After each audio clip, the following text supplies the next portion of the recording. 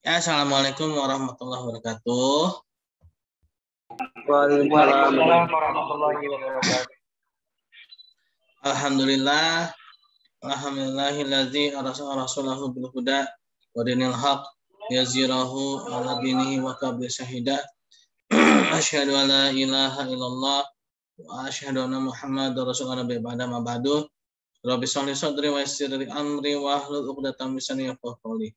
Allahumma shalli ala Muhammad wa ala Muhammad kama shallaita ala Ibrahim wa ala Ibrahim wa barik ala sayyidina Muhammad wa ala Muhammad kama barakta ala sayyidina Ibrahim wa ala Ibrahim fil alamin innaka Hamidum Majid. Baik teman-teman, kita pada pertemuan yang ke-8 atau yang pertama setelah UTS ini akan membahas mengenai akuntansi musyarakah ya. Kemarin kita sudah membahas akuntansi mudharabah. Mungkin teman-teman sebelum mempelajari mata kuliah ini seharusnya sudah memahami mengenai akad-akad pada transaksi syariah ya, bukan hanya pada jurusan atau program studi perbankan syariah saja yang harus tahu, melainkan juga manajemen dan bisnis syariah juga harus mengetahuinya.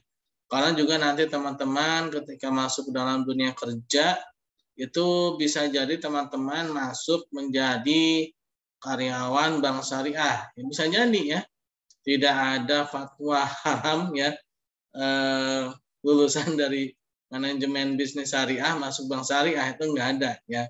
Artinya ya teman-teman itu ada kemungkinan nanti pun dari MBS ini bisa jadi karyawan bank syariah ya. Artinya teman-teman pun juga harus tahu juga mengenai produk-produk bank syariah ya, akuntansi syariah yang lebih banyak pada mengenai bank syariah ya, karena memang yang paling menonjol ya dalam praktek keuangan syariah itu memang bank syariah ya. Walaupun sekarang muncul yang non bank itu seperti pasar modal syariah, lalu ada koperasi syariah ya, terus ada leasing syariah ya.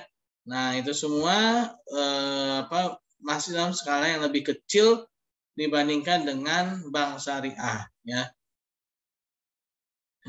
Kalau juga market share-nya juga masih lebih kecil daripada bank syariah. Nah, pada akuntansi musyarakah ini teman-teman harus paham dulu mengenai apa itu musyarakah ya. Mungkin teman-teman sudah pernah belajar di manajemen tentang produk atau mengenai akad-akad syariah ya. Mungkin saya untuk menghemat waktu ya, seharusnya saya menanyakan pada teman-teman, apakah di sini ada yang tahu tentang pengertian musyarakah ya. Tadi di kelas sebelumnya saya menanyakan, ternyata ya alat juga ya, alat artinya yang ngejawabnya itu lama gitu ya, karena buang waktu kan. Daripada buang-buang waktu ya, tidak ada yang menjawab kan. Oke, langsung saya jelaskan ya. Jadi musyarakah itu ya adalah akad yang mana ada kedua belah pihak atau lebih ya, bisa jadi 3, 4 ya, yang mana mereka saling berpatungan, dalam istilahnya itu mencampurkan harta mereka untuk menjalankan suatu proyek ya, untuk proyek tertentu ya. Untuk menjalankan sebuah proyek tertentu ya, yang nantinya akan mendapatkan bagi hasil ya. Nah, pada akuntansi musyarakah atau musyarakah, pada musyarakah ini ada perbedaan ya dengan mudharabah kemarin. Kalau mudharabah kemarin itu kan jadi ada yang memberikan modal 100% ya. Ada yang hanya memberikan keahlian. Nah, pada mudharabah pihak yang memberikan mudharabah ini ya, pihak yang memberikan keahlian saja ketika terjadi kerugian secara material atau secara uang ya, secara tadi itu ya, dana ya, si pemberi keahlian ini tidak diberikan beban kerugian ya. Tidak diberikan beban kerugian. Nah, melainkan yang diberikan beban kerugian hanya pada pihak si pemilik dana ya. Nah, karena pada musyarakah ini masing-masing memberikan dana atau modal, maka masing-masing pihak akan diberikan beban kerugian ya ketika terjadi kerugian tergantung pada perjanjian ya, akad atau pada kontrak perjanjiannya ya. Nah, jadi tidak harus sesuai dengan porsi modal ya. Bisa jadi porsi modal yang lebih besar itu bisa jadi dia menanggung kerugiannya lebih kecil ya, tergantung kesepakatan ya, tergantung kesepakatan. Tidak ada aturan syariah secara qat'i ya yang mengharuskan yang memiliki modal besar itu harus menanggung beban yang lebih besar juga, tidak ada ya, tergantung kesepakatan. Selama bisnis itu adalah bisnis yang halal ya, bisnis yang tidak melanggar syariat, nah itu diperbolehkan antara dimingkum ya, atau saling sama-sama meridoi ya, saling sama-sama ridho antara dimingkum ya. Nah, dalam musyarakah ini nah sama-sama pihak yang memberikan dana ya, baik yang besar maupun yang kecil akan mendapatkan bagi hasil sesuai dengan kontrak atau perjanjian kedua belah pihak ya. Nah, perbedaannya lagi dengan mudharabah ya. Pada mudharabah itu kan tadi ada sahibul mal, ada mudharib ya.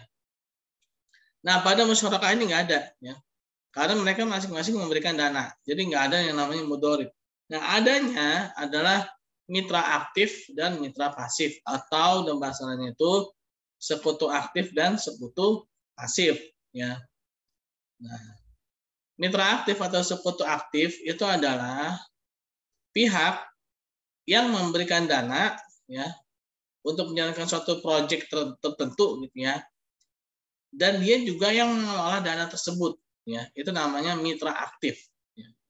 Sedangkan kalau mitra pasif, dia pihak yang memberikan dana tapi dia tidak mengelola proyek tersebut. Nah, kalau dalam akuntansi perbankan syariah, nah biasanya mitra pasif ini atau sekutu pasif ini adalah bank ya biasanya, atau investor ya, hanya investor saja gitu ya. Kalau dalam bisnis syariahnya itu dia investor saja. Walaupun sebenarnya kedua-duanya investor ya teman-teman ya, kedua-duanya itu investor. Jadi baik si mitra aktif maupun si mitra pasif, kedua-duanya itu adalah investor. Jadi mereka sama-sama memberikan dana mereka, modal mereka, baik yang kas maupun yang non kas ya, untuk menjalankan suatu proyek tertentu yang lalu dari proyek tertentu itu menghasilkan laba atau rugi atau impas ya, atau impas. Nah, jadi dari situ kita harus kuatkan dulu ya pemikiran kita, konsep kita yaitu musyarakah itu. Jadi ada dua pihak atau lebih yang masing-masing memberikan dana ya. Dan dana itu dikelola bersama-sama oleh satu pihak yang namanya mitra aktif. Nah, nanti akan berbeda akuntansi antara mitra aktif dengan mitra pasif ya. Oke teman-teman, saya akan coba share screen ya. Apa sih mitra aktif dan mitra pasif itu ya? Baik, bismillahirrahmanirrahim. Ya, mudah-mudahan lancar ya.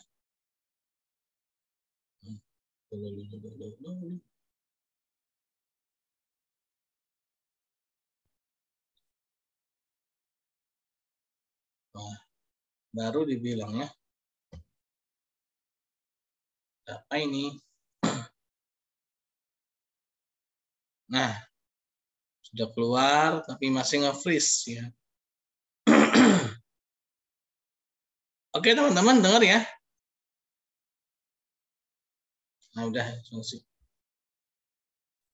Dila dan Marsha, Ahmad Rifai, Jamal dan Mufli, dan Andi.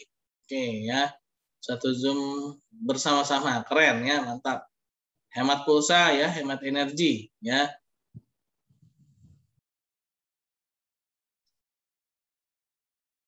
Nah,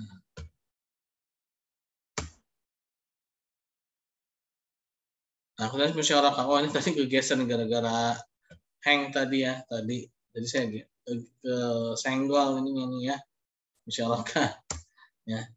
Nah, ini berbeda dengan pembiayaan mudharabah tadi ya. Pembiayaan ini maksudnya bersama-sama nasabah menyetorkan harta. Nah, tadi kalau mudharabah itu si bank itu dia hanya memberikan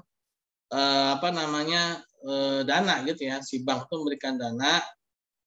Nah, di sini si perusahaan ini ya, atau ini investor dengan investor. Kalau dalam bisnis syariah ini sama-sama investor ya. Nah, kalau kemarin itu mudharabah itu antara investor dan investi ya, antara orang yang memberikan dana dengan orang yang mengelola dana. Nah, ini kalau musyarakah sama-sama memberikan dana ya, dua-duanya atau tiga-tiganya atau empat-empatnya lah ya, terserah berapa orang gitu ya, berapa pihak yang terlibat sama-sama memberikan dana ya, lalu mereka mengelola dana itu bersama-sama ya. Nah, tapi yang mengelola itu pasti hanya satu orang gitu, nggak mungkin empat-empatnya.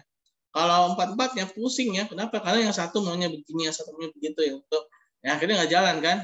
Nah, kebanyakan kan suatu usaha itu nggak jalan kebanyakan ide gitu ya, tapi nggak ada yang dijalankan. Memang sebaiknya mempercayakan pada salah satu pihak aja yang sudah ahli gitu ya. Nah, biarkan dia menjalankan ya.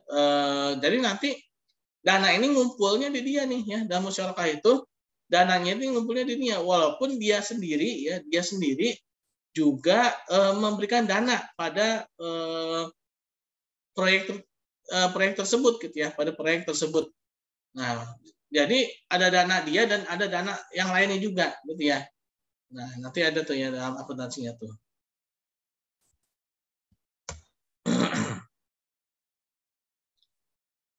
Oke, ini sama ya. Nah, ini ya, para mitra atau syarik ya, bersama-sama menyediakan dana. Salah satu mitra dapat mengembalikan dana tersebut dan memberikan bagi hasil yang telah disepakati. Ya.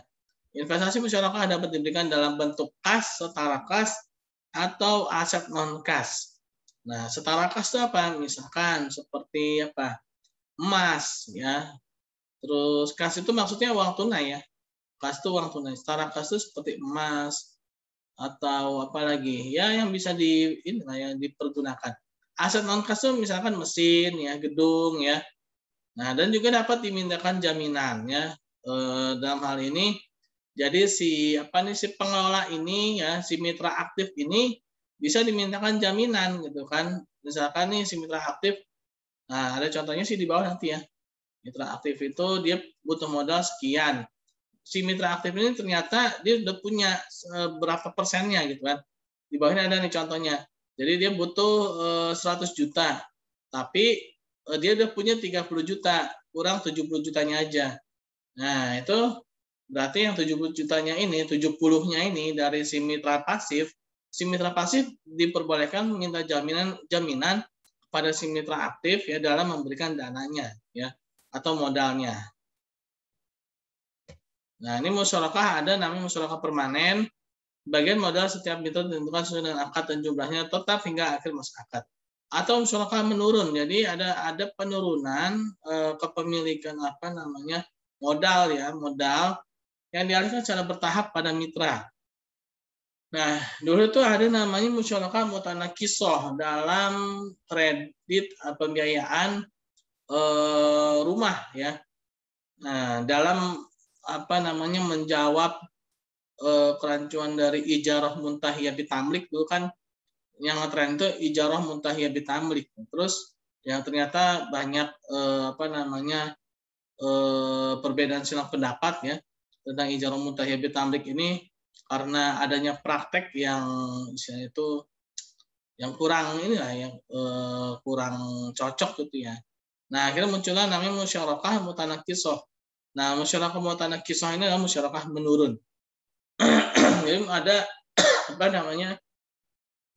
sebagian kepemilikan dari si investor ini dia turun dan ada yang sebagian lagi itu naik.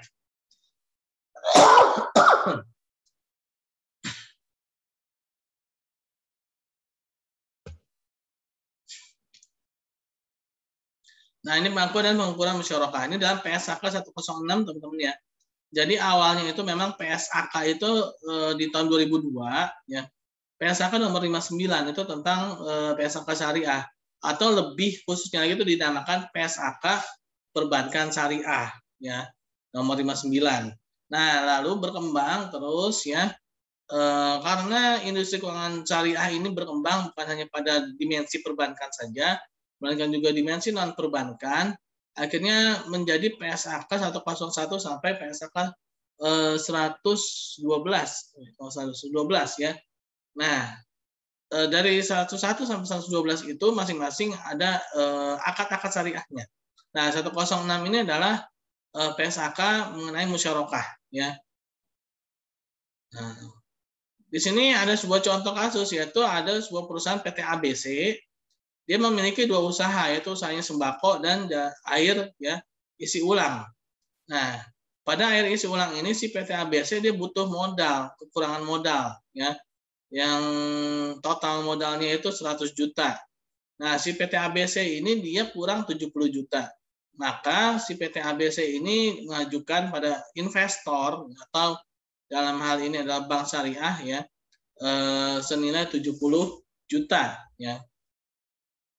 Nah, bagi hasil atau bagi kerugian ini si PT ABC ini terhadap si investor ya, terhadap si investor mitra pasif ya. Sebenarnya PT ABC juga investor juga kan, dengan sama-sama memberikan dana. Tapi lebih tepatnya itu investor yang mitra pasif, yaitu yang hanya memberikan dana saja ya. Nah, si PT ABC ini akan memberikan bagi hasil khusus yang air isi ulang, karena yang diberikan modal ini adalah modal untuk air isi ulang ya.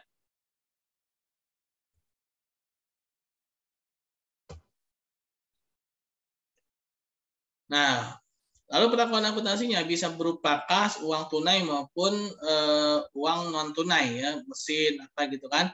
Nah, lalu biaya-biaya ya yang muncul itu seperti apa ya, dianggap sebagai pembiayaan masyarakat itu ada persetujuan dari semua mitra ya.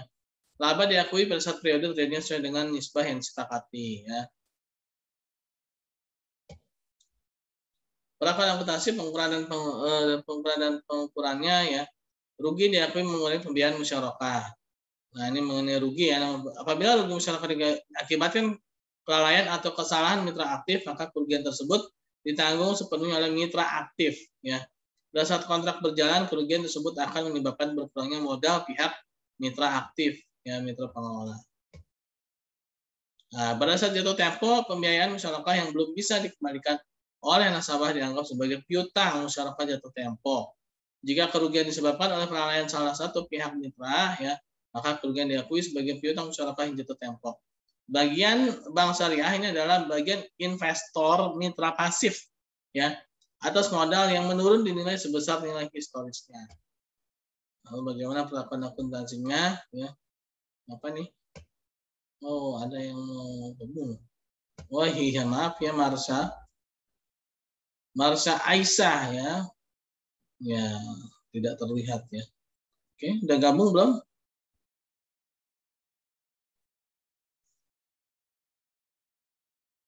Aktifan jaminan dinilai sebesar nilai yang disepakati. Lalu ini contoh. Ya, kita langsung aja masuk contohnya lah. Di sini contohnya PT Maju ternyata ya. Saya kira PT ABC yang tadi. Nah, ini contohnya PT Maju nih ya. Ini ceritanya si PT Maju ini 1 Maret ya, tahun 2009. Investor mitra pasifnya ini Bank Syariah ya, menandatangani akad musyarakah dengan PT Maju untuk mencampurkan modalnya atau bersirkah dalam usaha garmen. Bank Syariah menyerahkan 200 juta berupa uang tunai ya, dan mesin produksi sebanyak 10 unit. Nilai buku mesin tersebut adalah 9 juta. Nah, nilai bukunya itu 9 juta. Sedangkan menurut penilaian yang wajar, mesin tersebut adalah 10 juta. Nah, berarti apa nih? Dia lebih mahal nilai wajarnya. Artinya apa? Dia ada nilai bukunya itu lebih rendah daripada nilai wajar gitu ya. Nah, di sini berarti dia untung ya. Berarti untung nih si investor mitra pasifnya, atau dalam hal ini adalah bank syariah ya. Untung 1 juta per unit ya. PT Maju menyerahkan keahlian. Nah, PT Maju menyerahkan keahlian dan juga memberikan modal ya dan kas senilai 200 juta. Nah, berarti berapa tuh ininya? Kalau di total sekitar 500 juta ya. Jadi 100 juta berupa non kas, 200 juta dari si investor mitra pasif ya. Lalu 200 juta lagi dari si PT Maju itu sendiri, dari garmennya dia kan. Nah, pembagian hasil didasarkan pada perbandingan nisbah ya. Bank dan PT Maju itu 40/60. Atas dasar laba kotor ya. Oh, berarti di bagi hasil itu gross profit sharing ya. Gross profit sharing. Nah, sedangkan untuk kerugian berdasarkan setoran modal. Nah, ini jadi tergantung pada akad atau kontraknya ya. Mitra aktif ini yaitu PT Maju ya akan mengakui dan mengukur investasi musyarakah sebagai berikut. Nah, jadi si PT Maju ini membuat jurnalnya seperti ini ya.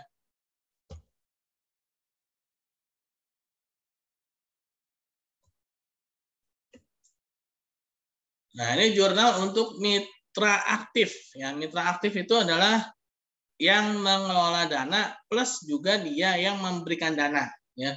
Nah, nanti ada mitra pasif yaitu yang memberikan dana tapi dia tidak mengelola dana ya. Nah, pertama nih, investasi musyarakah berupa kas senilai 400 juta. Ada yang tahu nggak dari mana 400 juta? Trio Jamal, Mufli dan Andi bagaimana? Tahukah 400 juta ini dari mana asal usulnya? Atau yang menyendiri Ahmad Rifai? Halo? Jangan pada tidur ya. Pak. Kenapa, Pak? Tahu, 400 juta dapat dari mana ini? Yang tahu?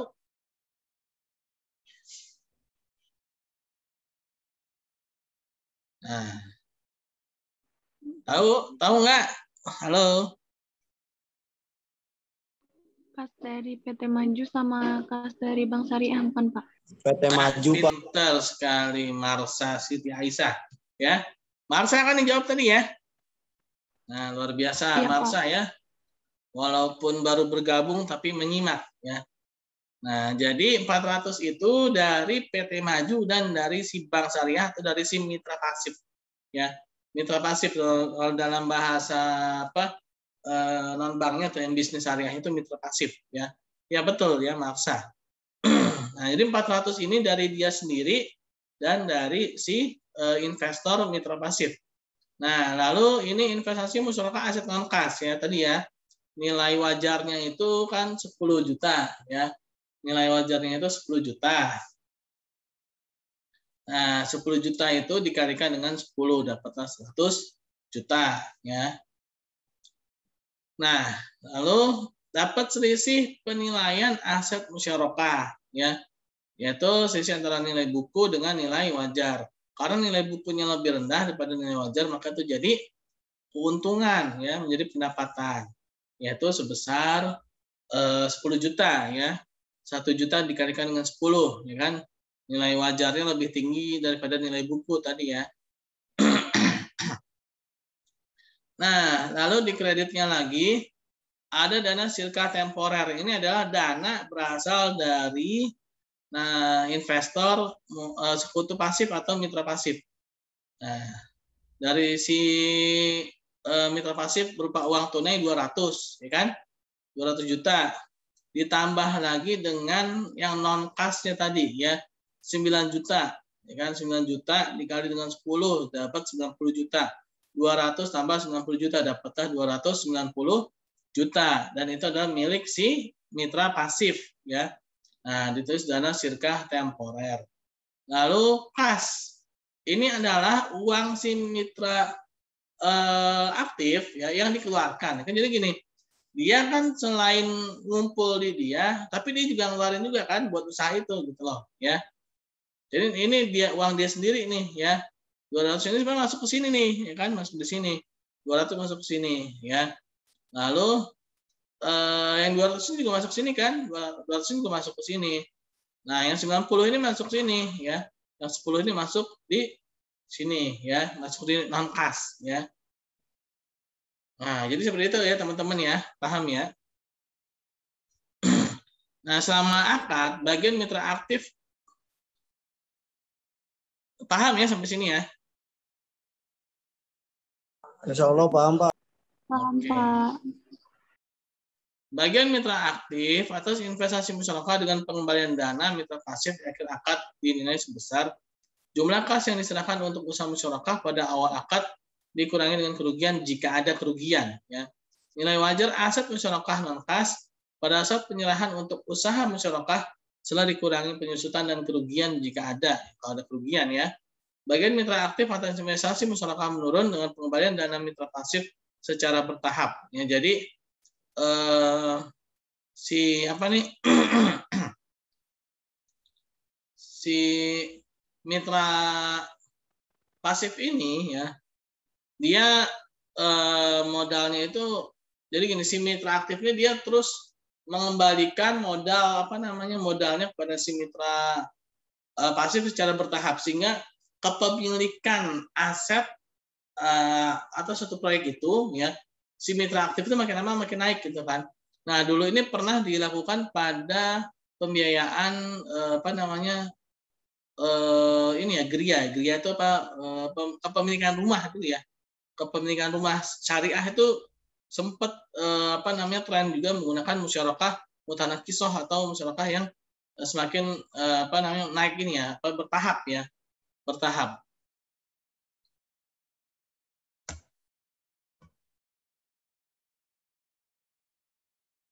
Nah, pada akhir akad ya, pada saat akhir akad diakhiri, investasi musyarakah yang belum dikembalikan kepada mitra pasif diakui sebagai kewajiban ya. Nah, artinya utang ya, kalau udah selesai akadnya, kontraknya udah selesai tapi belum dikembalikan, kan berarti jadinya utang kan, utang si mitra pasif aktif terhadap si mitra pasif gitu ya. Yaitu debitnya tadi berapa, dana sirkah temporer senilai 260 juta ya. Lalu utang pada mitra pasif ya karena belum dikembalikan ya atau investornya ini ya senilai 260 juta ya. Nah, ini adalah pada saat akhir akad ya teman-teman ya. Lalu pengakuan hasil usaha. Pengakuan hasil usaha musyarakah baik yang menguntungkan maupun yang merugikan telah diatur dalam PSAK 106 pada tahun 2007 sebagaimana berikut. Pendapatan usaha musyarakah yang menjadi hak mitra aktif diakui sebesar haknya sesuai dengan kesepakatan atas pendapatan usaha musyarakah ya. Sedangkan pendapatan usaha untuk mitra pasif diakui sebagai hak mitra pasif atas bagi hasil dan kewajiban. Kerugian investasi musyarakah diakui sesuai dengan porsi dana masing-masing mitra dan mengurangi nilai aset musyarakah. Jika kerugian akibat kelalaian atau kesalahan mitra aktif atau pengelola usaha, maka kerugian tersebut ditanggung oleh mitra aktif atau pengelola usaha musyarakah ya. Nah, berarti kalau misalkan dia melakukan suatu kesalahan yang memang mungkin seharusnya dia bisa menanggulangi, ternyata dia teledor gitu ya si mitra aktifnya ini, maka kerugian ini harus ditanggung oleh si mitra aktif ya. Pengakuan pendapatan usaha musyarakah dan praktek dapat diketahui berdasarkan laporan bagi hasil atas realisasi pendapatan usaha, catatan akuntansi mitra aktif atau pengelola usaha yang dilakukan secara terpisah ya. Nah, ini mengenai laporan laba ruginya bagi hasilnya ya. What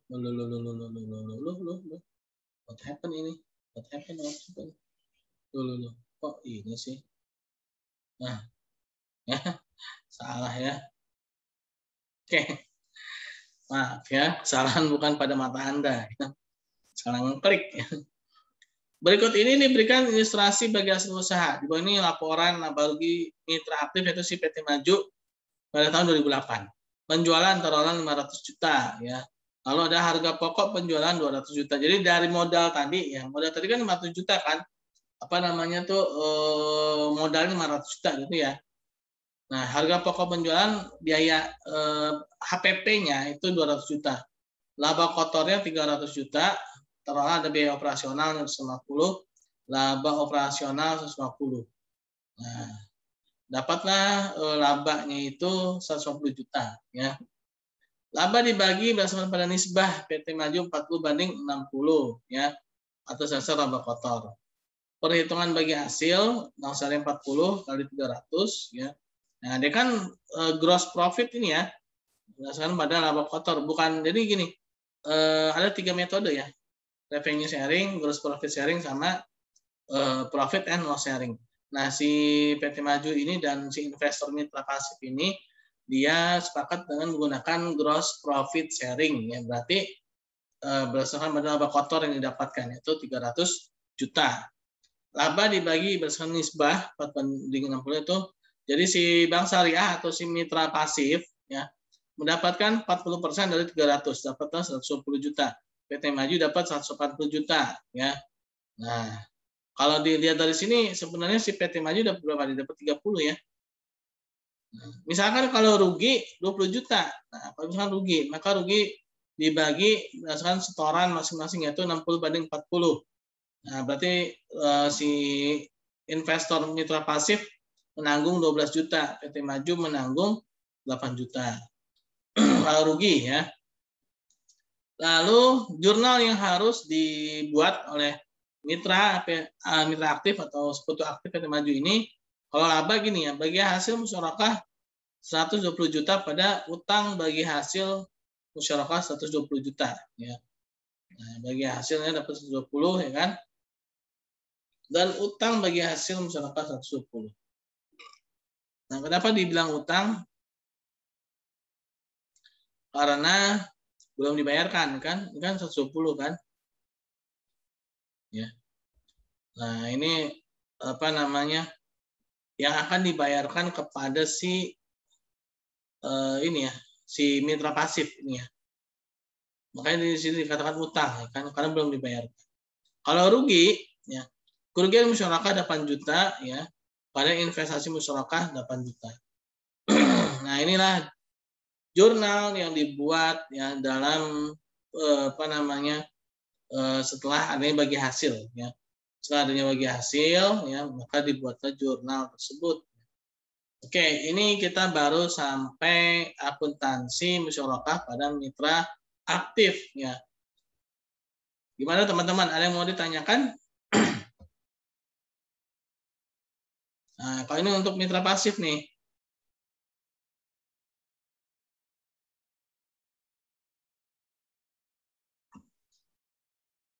Gimana? Mau lanjut atau mau apa namanya dilanjut pekan depan?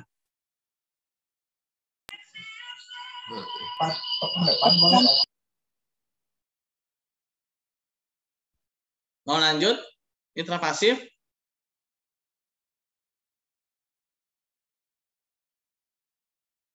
Pekan depan juga boleh, Pak. Boleh pekan depan juga, Pak. Oh, pekan depan aja ya, yang mitra pasifnya ya. Oke, Iya, Pak. ada pertanyaan mengenai mitra aktif ini, akuntansi musyarakah mitra aktif? Iya. Pak, cukup. Oke, kalau memang cukup, ya. Ya, terima kasih ya teman-teman atas kehadiran teman-teman secara online ini ya. Mudah-mudahan kita diberikan kepahaman ya. Dan kita tutup dengan baca hamdalah. Alhamdulillahirabbil alamin, dan doa subhanallahumma bihamdi subhanakallahumma bihamdika asyhadu an la ilaha illa anta astaghfiruka wa atubu ilaik. Assalamualaikum warahmatullahi wabarakatuh. Ulan baru gabung Ulan itu kasihan sekali ya. Apa yang Ulan kita admit ya, lalu kita keluar ya. Ya. Boleh nanya nggak, Pak? Oh ya, boleh silakan. Pak, untuk minggu depan bisa diadakan offline nggak, Pak? Ya, insya Allah mudah-mudahan teman-teman ya, kalau memang tidak ada hambatan ya, tidak ada halangan, kita akan offline ya. Tapi ya nanti kita lihat minggu depan ya. Sebenarnya saya di mata kuliah apa tuh yang jam paginya itu mata kuliah Sistem Informasi Digital Bank Syariah. Sebenarnya saya ngajak teman saya yang ahli dalam fintech, gitu kan. Nah, kalau ngajak dia secara offline kan kayaknya nggak mungkin, gitu kan. Jadi kemungkinannya kayaknya online lagi sih, karena di paginya itu saya mau ngajak teman saya yang ahli dalam digital keuangan syariah ya, di kelas paginya itu. Jadi kalau misalkan ngajak dia secara offline, bawa ke sana kayak agak-agak susah juga gitu ya, agak sulit juga. Kayak sih pekan depan kemungkinan masih online sih. Mungkin pekan depannya lagi deh ya. Kemudian pekan depannya lagi. Karena pekan depan itu saya udah janjian sama teman saya untuk ikut ngisi mengenai sistem informasi digital Bank Syariah ya. Kebetulan dia memang ketua dari Asosiasi Muslim Startup Indonesia ya. Jadi dalam mata kuliah sistem informasi digital Bank Syariah itu karena memang dia itu istilahnya salah satu ahlinya lah ya. Jadi saya pengen ngajak ahlinya juga untuk ikut bicara tentang sistem informasi digital gitu, sistem informasi digital ya. Jadi seperti itu teman-teman ya. Insya Allah mudah-mudahan pekan depannya lagi deh ya. Kayak sih pekan depan saya kalau bawa dia secara online terus teman-teman offline kayaknya waktunya nggak kekejar gitu ya. Kalau ke sana memang harus pagi-pagi gitu ya. Kalau nggak dari pagi itu ya tahu sendiri lah ya, macet yang minta ampun ya. Dan kalau berangkat udah di atas jam 12 itu wah udah istilahnya tuh ya habis di jalan lah waktunya. Bisa 3 jam sendiri itu berangkat itu kalau kesiangan ke sana itu bisa 3 jam gitu kan. Bisa-bisa teman-teman nggak dapet, yang siang juga nggak dapet gitu, malah jadi nggak dapet semuanya. Khawatirnya begitu kalau misalkan saya habis ngisi yang pagi itu secara online, lalu yang kedua, mata kuliah kedua dan ketiga itu secara offline, khawatirnya nggak kejar teman-teman ya, karena waktunya macetnya itu loh ya, macetnya itu gitu. Jadi seperti itu ya teman-teman ya, mohon maaf ya. Jadi kayaknya untuk pekan depan belum bisa secara offline, kayaknya pekan depannya lagi insya Allah mudah-mudahan kita offline ya. Amin. Baik Pak. Ya. Insya Allah Pak, siap. Insya Allah ya, kita doakan bersama semoga tidak ada kendala ya. Amin. Amin. Oke, terima kasih teman-teman ya. Assalamualaikum warahmatullahi wabarakatuh. Waalaikumsalam. Waalaikumsalam warahmatullahi wabarakatuh.